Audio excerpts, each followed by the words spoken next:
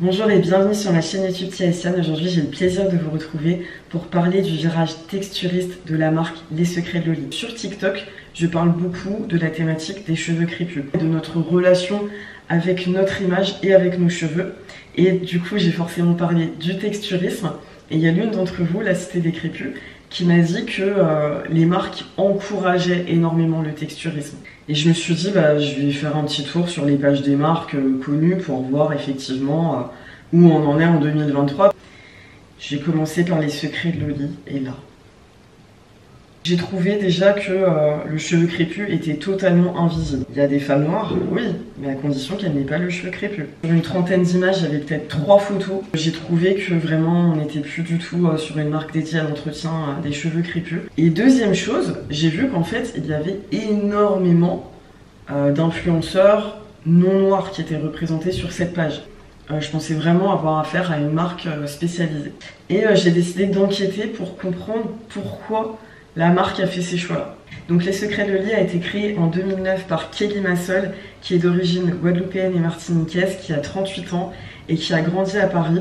Elle a eu une enfance difficile et elle est placée à l'ASE, donc c'est l'aide sociale à l'enfance. C'est la structure en France qui permet de placer les enfants soit dans des foyers ou soit en famille d'accueil. À l'âge de 21 ans, le contrat entre l'aide sociale à l'enfance et l'enfant concerné, qui donc n'est plus un enfant, est rompu. À ce moment-là qu'elle est rentrée dans la vie professionnelle. Et en fait, elle décrit qu'elle avait à cette période-là des problèmes de santé. Et elle parle de son poids, notamment. Elle dit qu'elle faisait 136 kg et qu'elle avait besoin d'un exutoire. Et fabriquer ses cosmétiques maison dans sa cuisine a été un exutoire à cette période. Et du coup, elle en fabriquait énormément. Et elle avait tellement de produits qu'elle a commencé à en distribuer à ses proches. Et ces produits ont été beaucoup appréciés par ses proches, qui ont commencé à lui réclamer, en parler autour d'eux. Et c'est comme ça qu'est née la petite graine des Secrets de Loli. En parallèle de ça, elle a créé un forum qui s'appelait Boucle et Coton et qui permettait à plein de femmes ayant les cheveux afro d'échanger sur les bonnes pratiques, les bonnes méthodes, les ingrédients nocifs et dangereux pour nos cheveux à éviter, puisqu'il faut se remettre dans un contexte où l'écrasante majorité des femmes noires avaient des cheveux défrisés. Elle faisait aussi des actions militantes en allant dans le quartier, notamment Château-Rouge, en faisant des sortes de campagnes, en disant attention, arrêtez le défrisage, ça peut vous bousiller la santé, ça va vous bousiller les cheveux. Donc ça a été une véritable militante et une véritable pionnière de l'entretien des cheveux afro. En 2015, elle industrialise la production de ses produits, puisqu'apparemment avant elle faisait vraiment tout à la main. Et en 2017, elle recrute un directeur commercial caucasien, je le dis parce qu'elle le précise elle-même dans ses interviews, qui avait pour but d'améliorer la logistique, la gestion des stocks pour se préparer à devenir une beaucoup plus grande marque. Une fois que ça a été mis en place, ce directeur commercial et Loli ont décidé ensemble de mettre des objectifs précis de chiffre d'affaires. Donc 1 million d'euros l'année suivante, qui va être doublé tous les ans. Donc 1 million, 2 millions, 5 millions, 10 millions, etc. Donc avec sa petite équipe historique qu'elle avait, ils se sont mis autour d'une table et ils ont demandé est-ce que vous êtes prêts ou pas à courir vers ce million. Donc apparemment l'équipe en place a dit oui, mais à partir de ce moment-là, il semble y avoir eu des gros problèmes entre elle et son équipe. Elle le dit dans toutes les interviews et ça semble même avoir été une étape à la fois traumatisante et à la fois décisive dans la bascule de cette marque vers autre chose en fait. Ça a même fini en procès avec l'une d'entre elles et elle dit qu'en été 2019, elle se sépare de la quasi-totalité de l'équipe par des ruptures conventionnelles, etc. mais dans le conflit. Et à cette même période, elle recrute une chargée de communication et de marketing, caucasienne également, je me permets de le dire parce qu'elle le précise elle-même, elle dit par contre là, elle n'était pas du tout dans la cible, elle avait un petit carré lisse. Ça me laisse penser que l'équipe d'avant n'était pas caucasienne, la façon dont elle l'a prononcé. Ils ont fait table rase du passé et de l'ancienne équipe et ils redémarrent à 4 avec donc Loli, ce fameux directeur commercial blanc, cette fameuse chargée de communication blanche et une autre personne. Et là ils repartent à zéro avec ces objectifs et le but de tout déchirer. Et à cette période-là, ils ont décidé qu'il fallait changer de cible, puisque la cible c'était les cheveux afro. Or ils font le constat que ce marché-là est une niche en France. Une niche, ça veut dire quoi? Ça veut dire que c'est un petit marché spécifique qui concerne une petite partie de la population, mais qui n'a pas vocation à être consommé par la grande majorité des gens. La population noire est une minorité en France. Je crois qu'il y a à peu près 65 millions d'habitants et qu'il y a 5 millions de noirs. En plus de ça, elle vise plutôt une population qui a des cheveux, donc plutôt généralement des femmes. Donc dans ces 5 millions-là, tu enlèves la majorité des hommes. T'enlèves aussi les quelques personnes qui continuent à se défriser. Il y a plein de personnes parmi les quelques millions qui restent qui ne souhaitent pas mettre le prix pour de la qualité. Donc du coup, il reste pas grand chose, et ce pas grand chose, ça s'appelle une niche, c'est un petit marché. Mais un marché de niche, c'est pas quelque chose de mauvais. Parce qu'une fois que tu as ciblé cette niche, si tu arrives vraiment à les capter, c'est une clientèle qui est beaucoup plus engagée et beaucoup plus fidèle. Et la preuve, il y a énormément de femmes qui sont pas satisfaites à 2000% des produits Les Secrets de Loli, mais elles disent je reste parce que c'est la marque qui m'a accompagnée dans mon retour aux nature. Et à cette période-là, l'équipe a décidé qu'il fallait sortir de cette niche s'ils voulaient atteindre des chiffres astronomiques. Et pour sortir de cette niche, il fallait casser l'image afro de la marque. Donc cette directrice marketing, en 2019, a effacé tout le contenu de la page Instagram. Elle est repartie à zéro.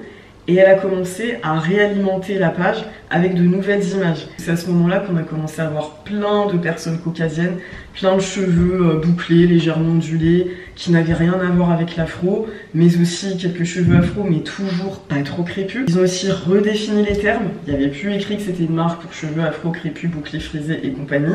Il y avait écrit que c'était une marque pour cheveux texturés. Elle a aussi relooké le site.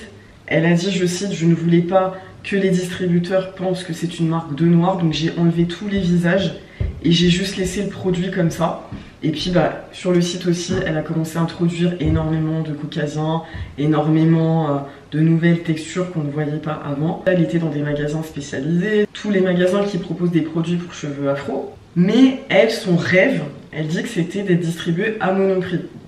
Et apparemment, en étant une marque pour cheveux afro, elle aurait soit jamais pu être distribuée à Monoprix, soit être distribuée à Monoprix dans les petits rayons ethniques qui sont en bas, un peu cachés.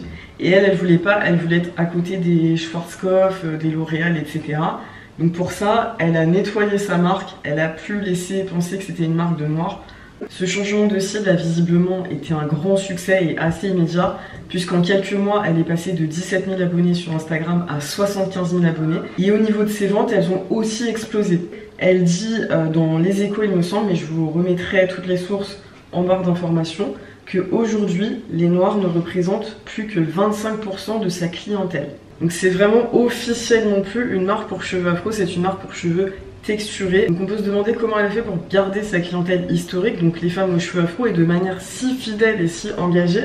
Parce qu'en fait, les marchés de niche concernent une clientèle qui a des besoins très spécifiques et qui est souvent très engagée au niveau de ses valeurs et très ferme. Parce qu'ils savent que donner son argent, c'est encourager, financer un projet. Ils en ont conscience, donc ils consomment de façon engagée.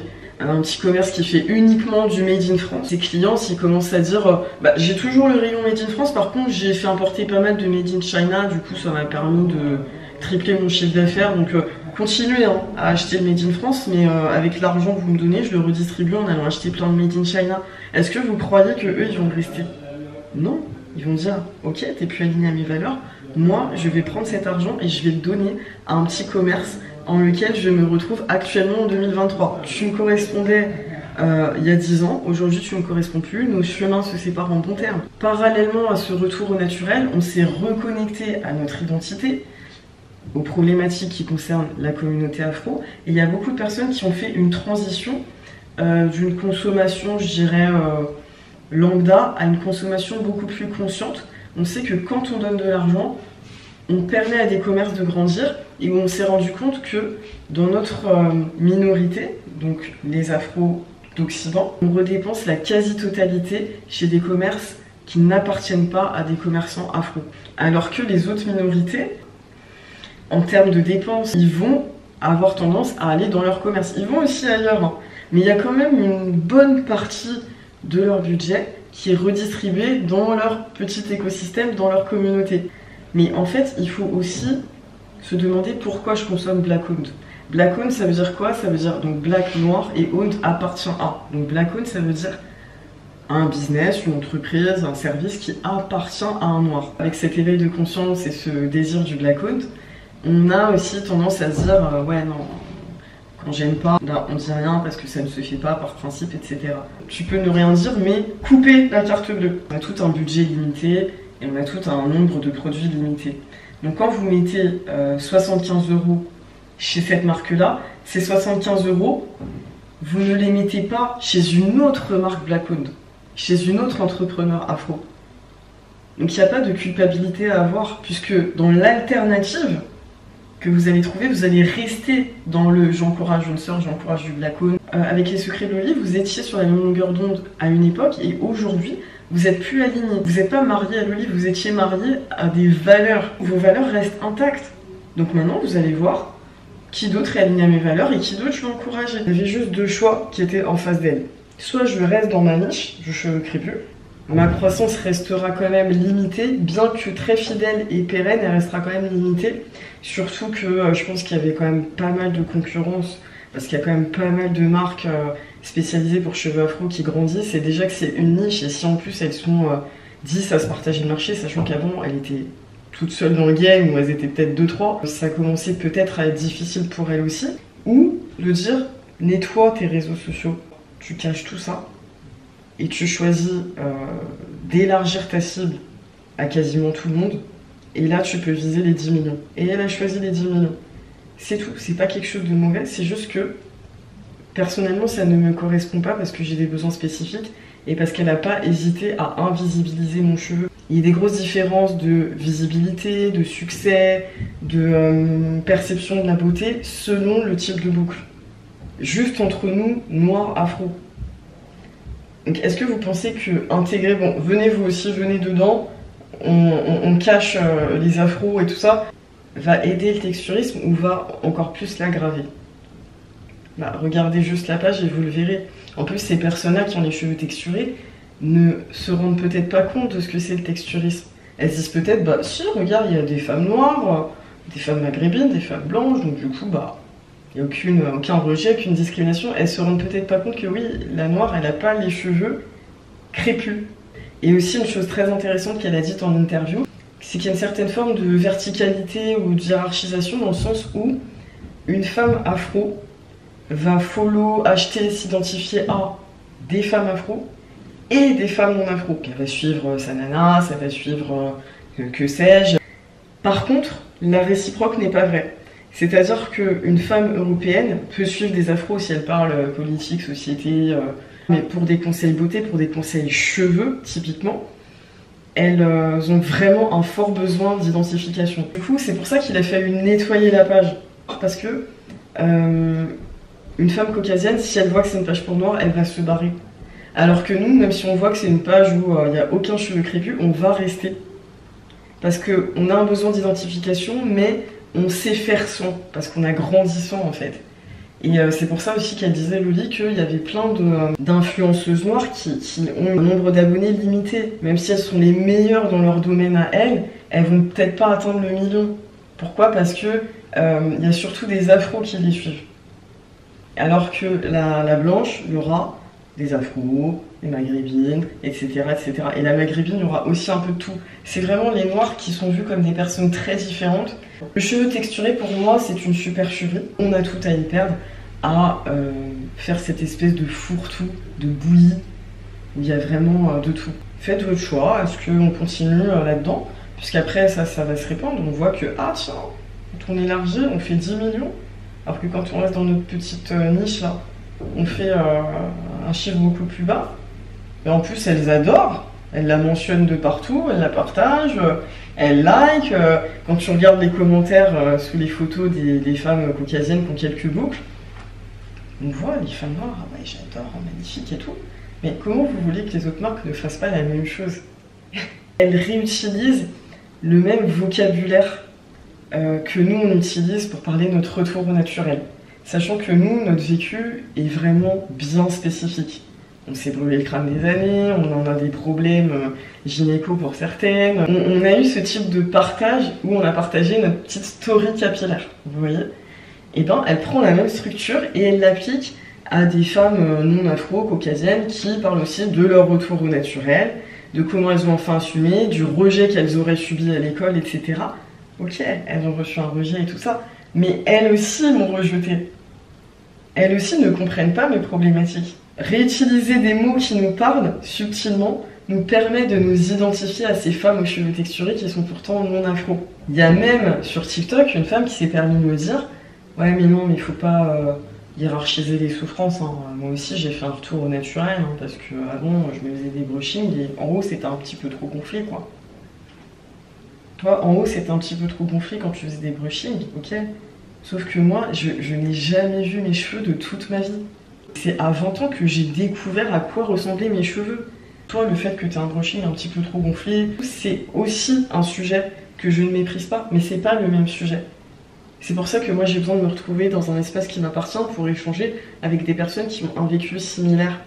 Et parce que toi tu incarnes ces personnes qui m'ont rejeté, qui se sont moquées de moi. Pour nous faire intégrer que nous avons des cheveux texturés, elle a aussi adopté le discours du racisme anti-blanc. Elle l'a dit dans une interview que je vous mettrai en dessous, ne fais pas aux autres ce que tu n'aimerais pas qu'on te fasse.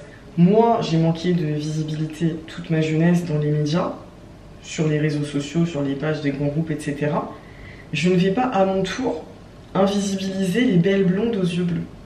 Voilà ce qu'elle dit. Donc du coup elle a peur que ces femmes-là se sentent rejetées sur sa page, c'est pour ça qu'elle les intégrerait. En réalité je pense qu'elle a totalement conscience surtout que si elle les intègre pas, elle aura du mal à les capter, donc du coup elle les met alors que nous elle peut se permettre de nous cacher parce qu'on sera toujours là en fait. Je me suis dit tiens j'aimerais bien réessayer quand même par curiosité parce que je me suis dit ça se trouve je viens de rater un truc, ça pouvait être super bien et tout. Et j'ai acheté le Boost Curl, c'est un produit qui est censé soi-disant être fait pour les cheveux 2C. 3A, 3B, 3C, 4A, 4B, 4C. Donc, ce produit va autant à cette personne que cette personne. Sachant qu'elles ont des besoins hyper spécifiques, hyper différents. Il y en a une qui a des cheveux qui régressent, qui dès qu'elle a un petit peu trop de gras, c'est affreux, c'est poisseux, il faut laver, etc. Et t'as l'autre qui, au contraire, a les cheveux extrêmement secs et qui a des besoins, certes d'hydratation, mais aussi de gras, qui peut se permettre de ne pas se laver les cheveux pendant beaucoup plus de temps que l'autre. Enfin, on est différents. J'ai fait toute une vidéo à ce sujet, n'hésitez pas à aller la voir directement parce que j'ai tout détaillé en quoi cette mascarade du 2A, 2C, 2B, c'est vraiment juste du marketing, c'est-à-dire que c'est vraiment une technique pour vous vendre des produits. Puisque vous vous dites, vu qu'il y a écrit mon type là, c'est que c'est bon, c'est que ça doit m'aller. Vous vous dites non mais moi c'est mes cheveux, je comprends pas, ils sont trop secs, ils poussent pas et tout. Parce que c'est vrai que j'ai fait des vidéos au sujet de la génétique, de la pousse des cheveux, en vous disant qu'on a toutes une longueur limitée. Mais pour atteindre ce maximum là, il faut quand même utiliser des produits de qualité. Pas de qualité niveau marketing, niveau technique de vente, mais de qualité au niveau efficacité que vous constatez sur vos cheveux. Et je pense que ce produit est conçu pour d'autres types de cheveux, pour pas les faire fuir. Alors que nous, quand ça ne va pas, on se dit ouais j'avoue ça me va pas, mais je vais rajouter un peu de qualité par-dessus, je vais rajouter du miel, je vais faire ma tambouille. Vous voyez, là il y a un exemple type de notre manque d'exigence en tant que consommatrice noire. On paye un prix relativement important pour des produits spécialisés pour notre type de cheveux, et quand on l'achète, on découvre sur l'emballage qu'en fait c'est pas un produit spécialisé, puisqu'il convient à tout le monde, alors qu'on a un besoin spécifique et c'est pour ça qu'on met le prix. Et en creusant, on se rend compte qu'il convient mieux à d'autres types de cheveux que le nôtre, alors que ces types de cheveux sont majoritaires en France et que ils ont plein de produits qui leur correspondent ailleurs. Et au lieu d'aller voir chez la concurrence, on dit c'est pas grave, je vais quand même acheter le produit et je vais en utiliser 2 fois plus qu'une femme blanche. Donc dépenser 2 fois plus d'argent et je trouve ça normal. Vous vous rendez compte? Donc c'est une double peine. C'est ce qu'on a toujours fait historiquement parce qu'on n'avait jamais ce qu'il nous fallait, donc quand ça ne va pas, on continue à acheter, à financer. On dit je vais me débrouiller, alors que la caucasienne, elle essaye une fois, ça ne va pas, elle se barre. Apparemment, à la NHA 2022, il y avait le fameux directeur commercial qui était au stand. Et sur LinkedIn, il y a l'une d'entre vous qui a écrit « Le stand est magnifique et coloré et tout comme j'aime. En revanche, je ne m'attendais pas à voir un Mundele au poste de DG des secrets de Loli. » C'est dommage. Pourquoi c'est dommage? Parce qu'en fait, quand elle met des 75 €, des 100 € dans des routines, elle paye certes la qualité qu'elle trouve dans les produits, mais il y a aussi une grosse partie où elle paye pour encourager une marque afro. Ça pèse très lourd dans la balance, l'argument Blackone. Donc elle, quand elle va à la NHA, elle va pour mettre un visage derrière les marques chez qui elle dépense toute l'année. Donc quand elle va et qu'elle voit cet homme-là, et qu'en plus elle voit qu'il est à un poste stratégique, ça fait perdre du sens à sa façon de consommer.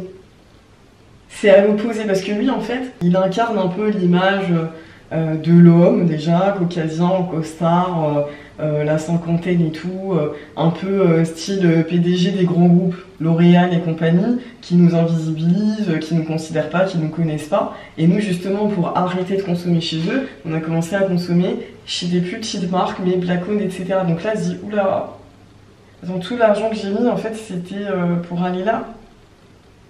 C'est ce qu'elle cherche à exprimer. Pardon, dommage de quoi? Je mets aussi mes enfants et mon mari à la poubelle parce que mon mari est blanc. Sur ce Moundélé, vous iriez encore à Château Rouge acheter vos produits. Quelle ingratitude pour son poste de travail depuis 2017. Ah mais quand j'ai vu ça, j'ai compris le mépris total qu'elle avait pour sa clientèle noire. C'est pas un défouloir cette cliente, c'est une cliente qui peut-être est une cliente fidèle depuis longtemps. Surtout que là, cet homme caucasien a débarqué en 2017. En 2017, ça y est, hein, on savait se débrouiller sans les secrets de l'ONU. Donc l'arrivée de cet homme-là n'a aucunement été un déclencheur pour arrêter d'aller acheter des produits médiocres en partageant ça en story. Le racisme décomplexé en 2022. Château Rouge, en fait, c'est un quartier africain de Paris qui est un peu le point de chute des personnes qui viennent du continent africain. C'est là-bas qu'il y a plein de commerces africains. C'est aussi un quartier qui a une certaine connotation. Avant, c'est là que les femmes pouvaient trouver leurs produits spéciaux cheveux afro, mais des produits hyper bas de gamme, hyper dangereux, plein de silicone, plein de trucs. C'est là-bas qu'on peut trouver illégalement des produits éclaircissants pour la peau, des défrisages, des perruques. Du coup, je vous ai demandé de me proposer des marques alternatives que vous utilisiez désormais pour les personnes qui n'utilisent plus les secrets de Loli. Et ça va me permettre, avec les marques que vous m'avez proposées, de voir si elles ont aussi emprunté le même chemin que les secrets de Loli.